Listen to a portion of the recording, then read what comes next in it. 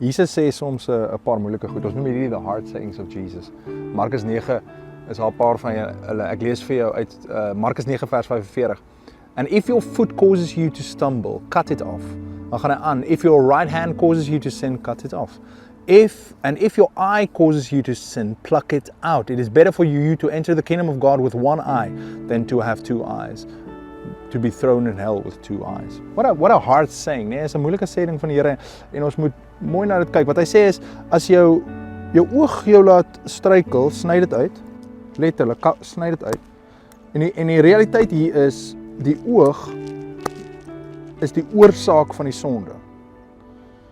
En as ons dit verder vat, as jou arm jou laat struikel, ek dink ek gaan 'n bietjie sukkel met die arm, ons kry hom af. Want is beter dat ons met een arm en een oog in die koninkryk ingaan as met twee arms en twee oë. Wat is die sin daarin? As ons hel toe gaan met alles ledemate en alles oë.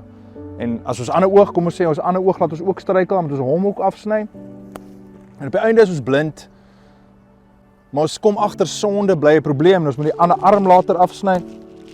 Kyk, ons vat Jesus se woorde tot die ekstreem en dit is besig om vir ons te sê dat die oorsaak van sonde nie ekstern is nie.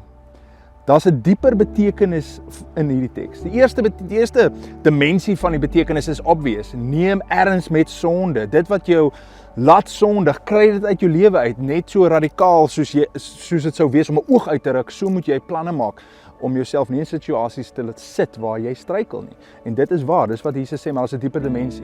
En die dieper dimensie het met die hart te doen. Jesus is besig om te sê, dit wat sonde veroorsaak, is nie ekstern soos die oë en die hande nie. Want op die ou einde, as ons alles moet afsny wat ons laat sondig, dan gaan ons oogloos wees, armloos wees, voetloos wees. Wat die Here besig is om te sê, hy's besig om te sê, die oorsprong van sonde is nie oë nie, is nie hande nie, is nie ledemate nie, dit is jou hart. En Jesus is in die besigheid om die hart te transformeer.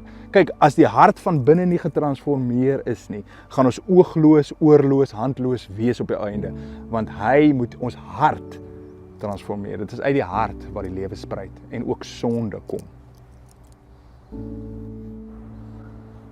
Bekende teoloog Karl Barth, ou gereformeerde teoloog, is baie lief vir hom, het op 'n stadium gesê dat enige goeie dade, dit spruit vanuit redding. En is so waar. Goeie vrug sal altyd op goeie bome hang. Bekeerde mense wat se harte getransformeer het, sal goeie vrug dra. Jy help ek en jy fokus op goeie vrug en ons sê